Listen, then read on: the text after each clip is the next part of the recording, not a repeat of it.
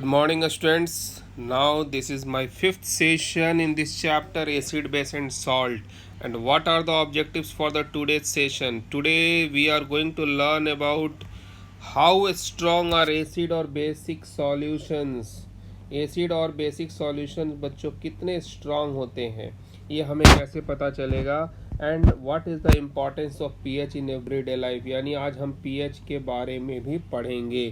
तो आज हमारा ये दो ऑब्जेक्टिव होगा। There will be little bit lengthy video but don't worry, just you have a sufficient time to go through the video and study all the points. This session is very important for both point of view. Okay, so now just think there is a term which is used in your NCERT book, that is universal indicator. आपने indicator पढ़ा है और indicator जब आपने पढ़ा तो उस समय you have studied that indicator ये substance which indicates through the colour change और through smell change that whether the given substance is acidic और बेसिक इन नेचर, ये आपने पढ़ा है। लेकिन यहाँ पर हम बात कर रहे हैं यूनिवर्सल इंडिकेटर की, यानी एक ऐसा इंडिकेटर जो क्या करेगा, आपको उस इंडिकेटर की मदद से आप बता सकते हो कि ये जो दिया गया सॉल्यूशन होगा आपका कि वो एसिडिक है और बेसिक सॉल्यूशन है। सिर्फ इतना ही नहीं बल्कि आप उसका स्ट्रेंथ बता सकते हैं। स्ट्रेंथ का मतलब क्या है कि वो स्ट्रांग है कि वीक एसिड है, स्ट्रांग बेस है कि वीक बेस है।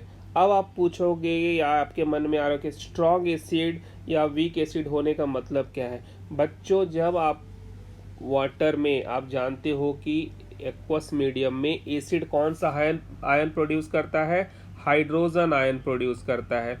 अगर मान लीजिए कोई एसिड कंप्लीटली आयोनाइज हो जाए, इसका मतलब है concentration of hydrogen ion will be more, तो उसको हम बोलेंगे स्ट्रांग एसिड।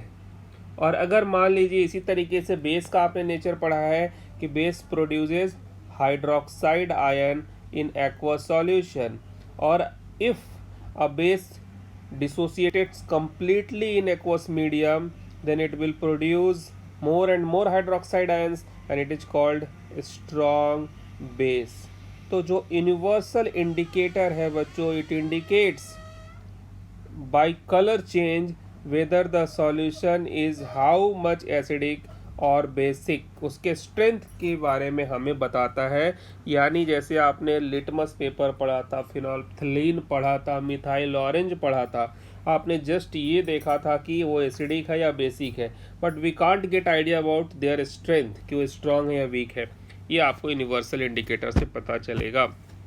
एक्चुअली जो यूनिवर्सल इंडिकेटर होता है इट इज़ कंपोज्ड ऑफ, इसमें बहुत सारे केमिकल्स होते हैं। 1 प्रोपेनॉल होता है, फिनोल्फ्थलीन मिला होता है, सोडियम सॉल्ट होता है, सोडियम हाइड्रोक्साइड होता है, ब्रोमो थाइमॉल होता है, मिथाइल रेड होता है। यानी कि इन सारे कंपाउंड्स का कंपोजिशन होने के बाद जाकर आपको यूनिवर्सल इंडिकेटर मिलता है। And about these names are not given in NCERT book, so no need to learn the name of these chemicals. Okay, so इस तरीके से यूनिवर्सल इंडिकेटर बहुत सारे कंपाउंड्स का मिक्सचर है, कलेक्टिव मिक्सचर है जो इंडिकेट करता है कलर चेंज से।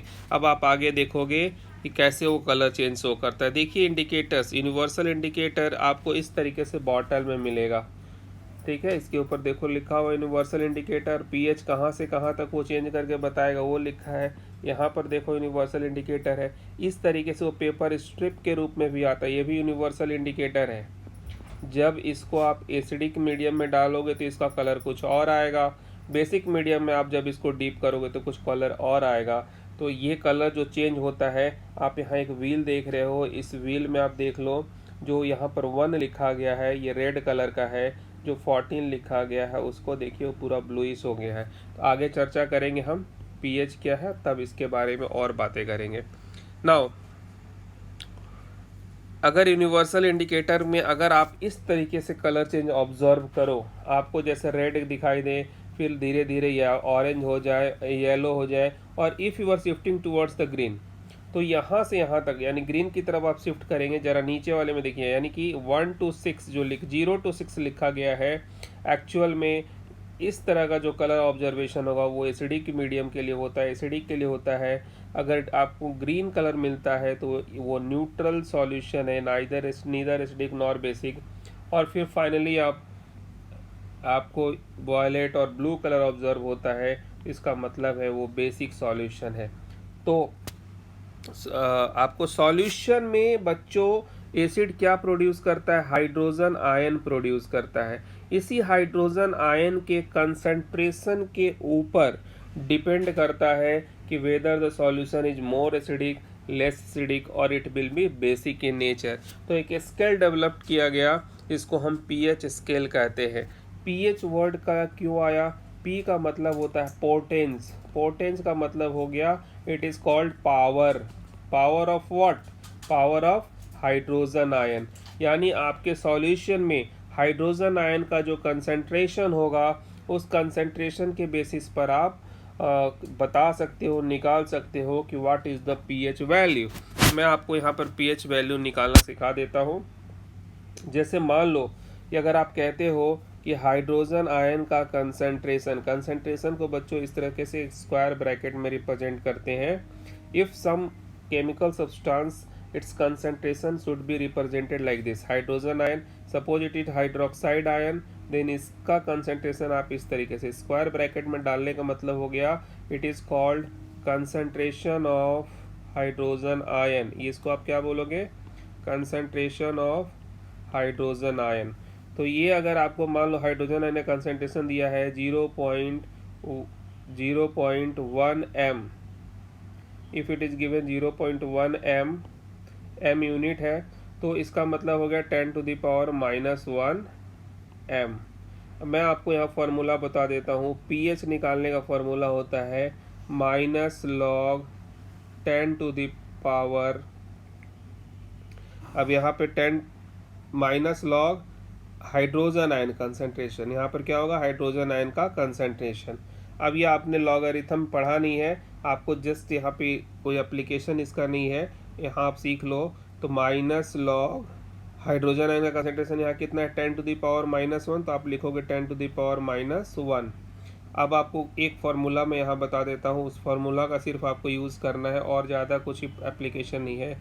log m to the power n हो तो इसका वैल्यू होता है n log m। log 10 to the power 2 हो गया, यानी m की जगह पर 10 है, n की जगह पर 2 है, तो इसको लिखोगे 2 log 10। और आपको याद रखना है कि log 10 की वैल्यू हमेशा 1 होती है। बस this point should be remembered, there is no need, ये आपके लिए नहीं है अभी सिलेबस में। तो यहाँ देखो कैसे होगा, log 10 to the power -1 है तो ये माइनस माइनस रह जाएगा, ये -1 पीछे आ जाएगा, यानी -1 log 10, माइनस माइनस दोनों क्या हो गया? प्लस हो गया, यानी कि वैल्यू कितनी आ गई? 1 आ गई। log 10 की वैल्यू 1 है, यानी कि pH कितना निकल गया बच्चों? 1 निकल गया। तो इस तरीके से हाइड्रोजन आयन के कंसंट्रेशन के बेसिस पर हम बता सकते हैं कि किसी सॉल्यूशन का पीएच कितना है। और पीएच वैल्यू अगर आपको पता है तो आप आसानी से बता सकते हो कि whether the given solution is acidic, basic, strong acid और स्ट्रॉन्ग बेसिक। पीएच की जो वैल्यू होती है बच्चों याद रखना 0 से लेकर 14 तक होती है। 0 for very acidic, strong acidic, and 40 for strong basic. ये स्केल आप देख लो। 7 इज़ फॉर न्यूट्रल, ये 7 न्यूट्रल के लिए है। यहाँ पर आपका 0 है स्ट्रॉन्ग एसिड, हाइड्रोक्लोरिक एसिड है 0.1, यानी कि जैसे जैसे आप 1 से 7 की तरफ बढ़ते हो एसिडिक स्ट्रेंथ वीक होने लगता है, और 7 से जैसे जैसे आगे 8 से 14 की तरफ बढ़ते हो बेसिक स्ट्रेंथ स्ट्रॉन्ग होने लगता है। यानी अब आपको ये समझ में आ गया होगा कि जो पीएच की वैल्यू है न्यूट्रल सॉल्यूशन के लिए 7 है, एसिडिक सॉल्यूशन के लिए लेस देन 7 है। लेस देन 7 मतलब 0 to 7, 0 to less than 7, 0 to 6.9 आप कह सकते हो। और बेसिक का मतलब है ग्रेटर देन 7, यानी 7.1 to 14। ये पीएच का रेंज हो गया बच्चों। तो अब यहाँ जरा देख लो पीएच की वैल्यू, अगर वो 0 है, नीचे देखो एरो डाउनवर्ड डायरेक्शन में है, तो ये हाइड्रोक्लोरिक एसिड, यानी हाइड्रोक्लोरिक एसिड जो है आपका स्ट्रॉन्गेस्ट एसिड है। फिर जैसे जैसे आप ऊपर 1 2 3 विनीगर जो घर में आपके होता है उसका पीएच नियर अबाउट 3 होता है। और ये आप देखिए स्केल में कलर भी दिखाया जा रहा है, नीचे की तरफ रेड है, ऊपर की तरफ ब्लू इन कलर है। NaOH का पीएच देखो बच्चों 14 होता है, यानी NaOH स्ट्रॉन्ग बेस हो गया। बेस में जितना ज़्यादा पीएच की वैल्यू हाई होगी उसका मतलब है उतना ही स्ट्रॉन्ग है। पीएच के साथ साथ यहाँ साइड में देखो POH लिखा गया है। तो POH का मतलब क्या हुआ, जैसे आपने कहा कि पीएच क्या है, it is power of hydrogen ion, तो POH क्या होगा, पावर ऑफ हाइड्रोक्साइड आयन। इसको निकालने के लिए आपने किसका कंसंट्रेशन कंसीडर किया था, हाइड्रोजन आयन का। तो POH के लिए आप किसका कंसंट्रेशन कंसीडर करोगे, हाइड्रोक्साइड आयन का। लेकिन ये आपको अभी नहीं पढ़ना है, तो पीएच आप इसी से काम चल जाएगा, ये भी निकालना नहीं है। सिर्फ आपको याद रखना है पीएच की वैल्यू अगर 0 to <7 है तो सॉल्यूशन कैसा होगा, इट विल बी एसिडिक।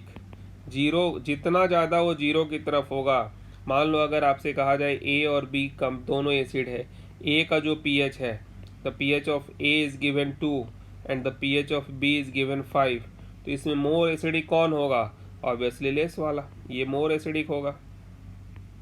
इसी तरीके से अगर पीएच की वैल्यू 9 दी गई है और पीएच की वैल्यू 13 दी गई है, अब आपसे पूछा गया इसमें मोर बेसिक कौन होगा, तो पीएच की वैल्यू जितनी ज़्यादा है वो उतना ज़्यादा बेसिक होगा, यानी 13 वाला ज़्यादा से ज़्यादा बेसिक होगा, 9 वाला इसके रिस्पेक्ट में लेस बेसिक होगा।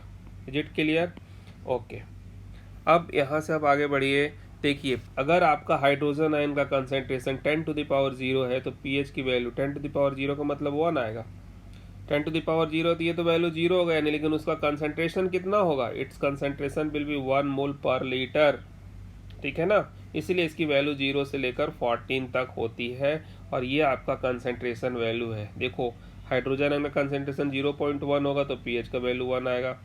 हाइड्रोजन आयन का कंसंट्रेशन 0.01 होगा, यानी जैसे जैसे हाइड्रोजन आयन का कंसंट्रेशन देखो कम होता जा रहा है, पीएच की वैल्यू क्या होती जा रही है, 1 2 3 4 की तरफ बढ़ता जा रहा है। ओके, तो अब इस तरीके से आपके बुक के अकॉर्डिंग देखो फाइनली पीएच का वैल्यू इस तरीके से आप देखोगे, हाइड्रोजन आयन का कंसंट्रेशन जितना ज़्यादा कम होगा, ठीक है ना, आप उतना ज़्यादा देखो पीएच का रेंज बढ़ता जाता है, 0 से 14 की तरफ बढ़ते जाते हैं।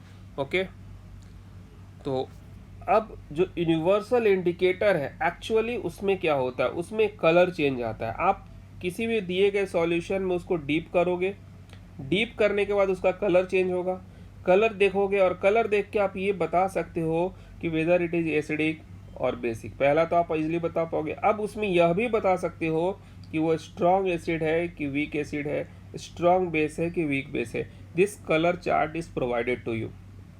जो आपका यूनिवर्सल इंडिकेटर का बच्चों स्ट्रिप आता है उसके ऊपर में एक ऐसा स्ट्रिप लगा रहता है इस तरह का।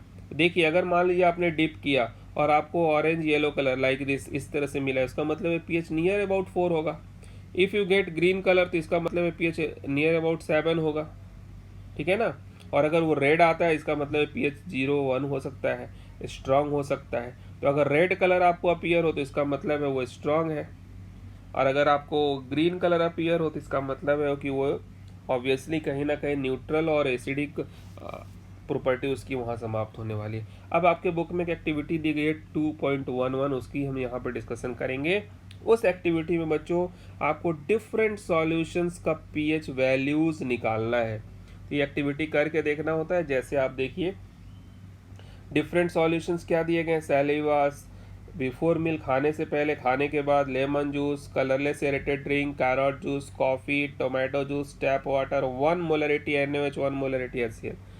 अब जब आप इसका कलर देखोगे पीएच पेपर को इसके सॉल्यूशन में, जैसे सलाइवा को अगर आप बिफोर मील तो वो लाइट ग्रीन आएगा, अगर आफ्टर मील देखोगे तो पेल येलो आएगा, लेमन जूस में पिंक रेड आता है, यहाँ पर येलो आता है, कैरोट जूस में ऑरेंज आता है। ऑरेंज का आना, रेड का आना, येलो का आना, इसका मतलब ये सारे के सारे एसिडिक है। यहाँ देखो 9th पॉइंट, 1 मोलर NaOH का डार्क ब्लू या वायलेट आता है, इसका मतलब ये बेसिक सॉल्यूशन है। टैप वाटर का ग्रीन आता है, इसका मतलब क्या हुआ, न्यूट्रल है। ओके, तो इस तरीके से कलर चेंज के थ्रू आप बता सकते हो कि उसका पीएच रेंज क्या होगा। ठीक है, अब देखिए तो आप बता सकते हैं कि सलाइवा बिफोर मील बेसिक होता है, लाइट ग्रीन है ना, डीप ग्रीन नहीं है, तो 7.4 लाइट बेसिक होगा। और आफ्टर मील वो एसिडिक हो जाता है। इसका मतलब है जो फूड आप खा रहे हो उस फूड से एसिड प्रोड्यूस होगा, ग्लूकोज है वहाँ पर, तो फिर इसलिए आपको पीएच एसिडिक रेंज में चला जाता है। इस तरह से सारे के सारे एसिडिक हो गए क्योंकि सबका पीएच रेंज 7 से लेस है, लेकिन NaOH का 13 to 14 है, strong, it is the strong base. ये एक्टिविटी आपका बच्चों दिया गया है 2.11। तो इस तरीके से जो acid more hydrogen ion produce करेगा उसको आप स्ट्रॉन्ग एसिड बोलोगे, जो लेस हाइड्रोजन आयन प्रोड्यूस करेगा उसको आप वीक एसिड्स बोलेंगे। तो कुछ स्ट्रॉन्ग एसिड और वीक एसिड अगर आपस में मिल जाए तो जो सॉल्ट बनेगा वो क्या होगा, न्यूट्रल होगा। मान लो स्ट्रॉन्ग एसिड और स्ट्रॉन्ग बेस को मिला दो तो न्यूट्रल सॉल्ट बनेगा। जैसे NaOH, ये क्या है, स्ट्रॉन्ग एसिड है। HCl क्या है, सॉरी NaOH स्ट्रॉन्ग बेस है, HCl स्ट्रॉन्ग एसिड है। देखो NaCl आपको न्यूट्रल सॉल्ट बना। अगर आपका एसिड स्ट्रॉन्ग होगा, बेस वीक होगा, तो जो सॉल्ट बनेगा वो एसिडिक नेचर का होगा। अगर आपका एसिड वीक है, बेस स्ट्रॉन्ग है, यानी जो आपने सॉल्ट को बनाने के लिए जो स्ट्रॉन्ग पार्ट रखा है वो आपको नेचर होगा सॉल्ट का। लेकिन अगर दोनों के दोनों स्ट्रॉन्ग है और दोनों के दोनों वीक है तो फाइनली आपको न्यूट्रल सॉल्ट मिलेगा। It is also not given in your NCERT book, just it is point two explain. Okay, तो इस तरीके से हमने पीएच के बारे में पढ़ लिया। हमने क्या सीखा कि पीएच हाइड्रोजन आयन के कंसंट्रेशन पर डिपेंड करता है, और हाइड्रोजन आयन का कंसंट्रेशन जितना ज़्यादा सॉल्यूशन में होगा उसके बेसिस पर हम potence of hydrogen ion pH value निकाल सकते हैं। पीएच की वैल्यू से हमें पता चल जाता है कि सॉल्यूशन एसिडिक है, बेसिक है या न्यूट्रल है। और हमें कैलकुलेशन ना करना पड़े, हमें हाइड्रोजन आयन का पता ना हो, लेकिन हमारे पास एक ऐसा इंडिकेटर है जिसको हम यूनिवर्सल इंडिकेटर बोलते हैं। इस इंडिकेटर के कलर चेंज से हमें सिर्फ यही नहीं पता चलता कि वो एसिडिक, बेसिक और न्यूट्रल सॉल्यूशन है, बल्कि हमें इस बात का भी नॉलेज हो जाता है, we get the idea whether it is strong acid और strong base, whether it is weak acid और वीक बेस, ये हमें पता चल जाता है। जैसे अगर रेड कलर हुआ इंडिकेटर के थ्रू चेंज तो इसका मतलब है स्ट्रॉन्ग एसिड है, येलो हुआ इसका मतलब है वीक एसिड है, और अगर मान लो कि लाइट ग्रीन हुआ तो वीक बेस है, अगर ब्लू कलर हो गया तो इसका मतलब है स्ट्रॉन्ग बेस है। यहाँ तक समझ में आ गया। तो अब हम लोग पढ़ेंगे कि एक्चुअल में जब पीएच का नॉलेज हमारे पास हो तो पीएच का हमारे डे टू डे लाइफ में क्या इम्पोर्टेंस है, what are the importance of pH value. एक पहले हम सेपरेटली इसको डिस्कस करते हैं, फिर फाइनली हम इसका समरी आपको बता देंगे। सबसे पहला तो बायोलॉजिकल सिस्टम में इसका इम्पोर्टेंस देख लो। ह्यूमन का जो बॉडी होता है उसमें जो ब्लड है, टीयर्स है, सलाइवा है, उसका पीएच रेंज लगभग 7.4 के आसपास होता है। अगर पीएच की वैल्यू फॉल्स बिलो 7 और या 7.8 से ज़्यादा हो जाए तो सर्वाइवल में डिफ़िकल्टी आती है। इसलिए हमारे बॉडी के अंदर जो पीएच रेंज होना चाहिए वो मेंटेन होना चाहिए।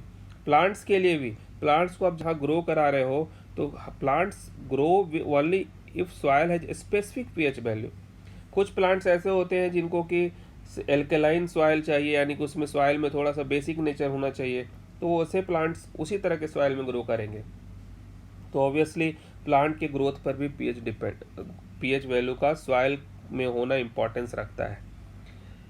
एक आपकी बुक में एक्टिविटी दी गई वो जो 2.12, इस एक्टिविटी को जरा अगर आप ध्यान से देखो तो वहाँ पर आपको दिया गया है उस एक्टिविटी में कुछ इस तरीके से सॉइल को और सॉइल के लेने के कलेक्ट करना है, उसको सॉल्यूशन बनाना है, फिल्टर करना है। उस फिल्टर को फिर आप ऑब्जर्व करोगे यूनिवर्सल इंडिकेटर के थ्रू। तो आप क्या करोगे, जब जो फिल्टरेट है उसका यूनिवर्सल इंडिकेटर से ऑब्जर्व करोगे तो आप पाओगे कि वो कैसा दिख रहा है। अगर आप इसमें डालोगे यूनिवर्सल इंडिकेटर तो लाइट ग्रीन आपको दिखाई देगा, ग्रीन कलर का दिखेगा। इसका मतलब है कि सॉइल का जो पीएच रेंज है वो 5.5 से लेकर 7.5 के रेंज में। Just you have to compare. देखो यहाँ पे ये पीएच पेपर पर कलर चार्ट दिया हुआ है और ये आपका कलर आ रहा है, इसको कंपेयर करो तो ये कलर इससे टैली कर रहा है लाइट ग्रीन कलर से, तो जिससे वो टैली करे। सॉल्यूशन में आपने इंडिकेट के डाला, डीप किया, उस पर जो कलर चेंज हुआ, जो पीएच पेपर का कलर चार्ट दिया है, दोनों को कंपेयर करो और आप आइडिया लगा सकते हो। तो as per your activity 2.12 you just get the soil having the pH range of 5.5 to 7.5.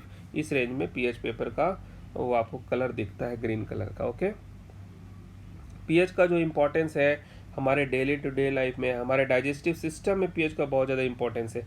आप जानते हो कि आपके गैस्ट्रिक जूस में कौन सी एसिड होता है? हाइड्रोक्लोरिक एसिड होता है, जो हमारे स्टमक में प्रोड्यूस होता है, और इसका एक बहुत बड़ा रोल है किसमें? डाइजेशन में।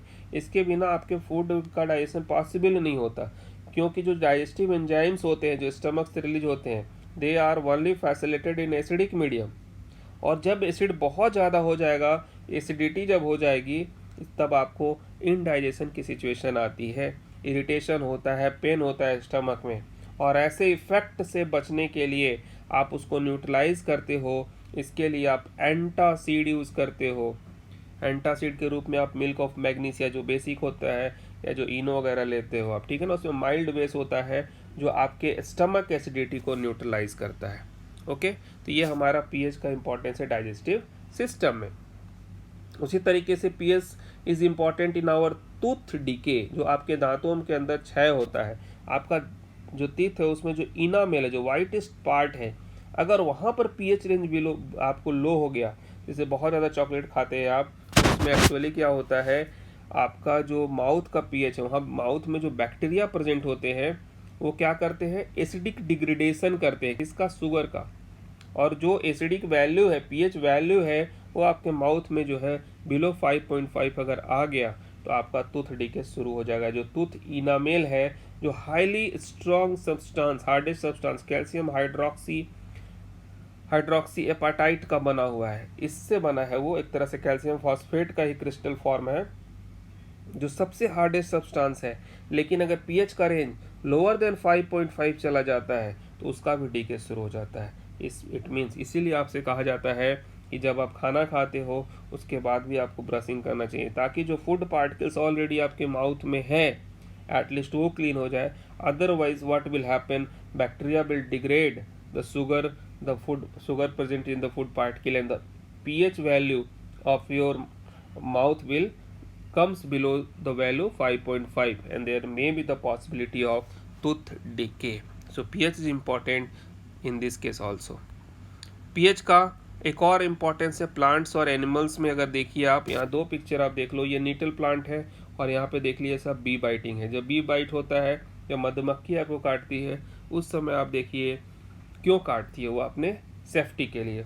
उसी तरह से इस प्लांट के पास आप जाते हैं तो ये भी इंजेक्ट करता है एक तरह का एसिड आपके बॉडी में। तो कहीं ना कहीं पीएच जो है वो सेल्फ डिफेंस के रूप में प्लांट्स और एनिमल्स के द्वारा यूज होता है, ठीक है। तो इसमें क्या है, बी स्टिंग, वो क्या होता है, आपके स्किन के ऊपर एक पेन और इरिटेशन होता है, because that time the leaves an acid in your skin. और जो नीटल प्लांट्स हैं उसमें भी इसी तरीके से होता है, they also you get injected with the methanoic acid, ठीक है ना।